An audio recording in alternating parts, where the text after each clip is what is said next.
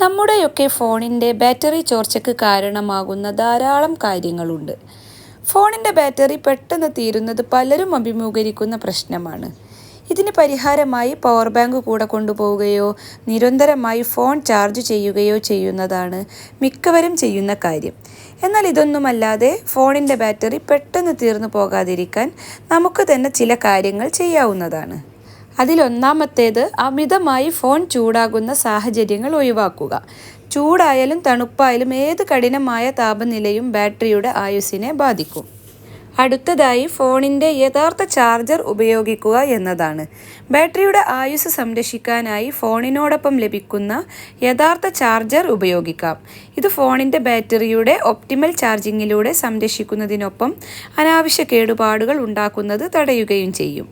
ചാർജറിന് വല്ല കേടുപാടുകൾ സംഭവിച്ചാൽ പിന്നീട് നിലവാരമുള്ള ഒരു ചാർജർ വാങ്ങി ഉപയോഗിക്കുക. ബാറ്ററി കുറയുന്നതിന് മറ്റൊരു പ്രധാന കാരണം ഫോണിൻ്റെ VPN സേവനം ഉപയോഗിക്കുന്നതുമായി ബന്ധപ്പെട്ടാണ്. ആവശ്യമില്ലെങ്കിൽ VPN സേവനം വിച്ഛേദിക്കാൻ ശ്രദ്ധിക്കേണ്ടതാണ്. സ്ഥിരമായ നെറ്റ്വർക്ക് കണക്ഷൻ നിലനിർത്തുന്നതിനും ഒരാളുടെ ഡിജിറ്റൽ ഐഡൻറ്റിറ്റി സംരക്ഷിക്കുന്നതിനും VPN സഹായിക്കുന്നു. അതുകൊണ്ട് തന്നെയാണ് ബാറ്ററി നഷ്ടം ഉണ്ടാകുന്നത്.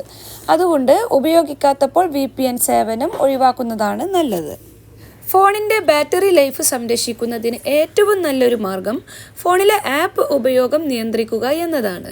അതിനായി ഐഫോണുകളുള്ളവർ സെറ്റിംഗ്സിലേക്ക് പോയി ബാറ്ററി ഡെയിലി യൂസേജ് എന്ന ഓപ്ഷൻ തിരഞ്ഞെടുക്കുക. ഏത് ആപ്പാണ് കൂടുതൽ ബാറ്ററി ഉപയോഗിക്കുന്നതെന്ന് അവിടെ കണ്ടെത്താൻ കഴിയും.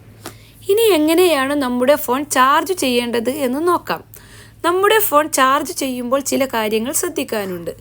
ബാറ്ററി ചാർജ് ഒരിക്കലും 10% താഴെ പോയ ശേഷം ചാർജ് ചെയ്യാതിരിക്കുക. അതിന് മുൻപ് ചാർജ് ചെയ്യുന്നതാണ് ഉത്തമം. ലോ പവർ മോഡ് ഉപയോഗിക്കുന്നത് ബാറ്ററിയെ ദോഷമായി ബാധിക്കില്ല. ഫോൺ എപ്പോഴും 20% കൂടുതൽ ചാർജ് ആയിരിക്കാൻ ശ്രദ്ധിക്കുക.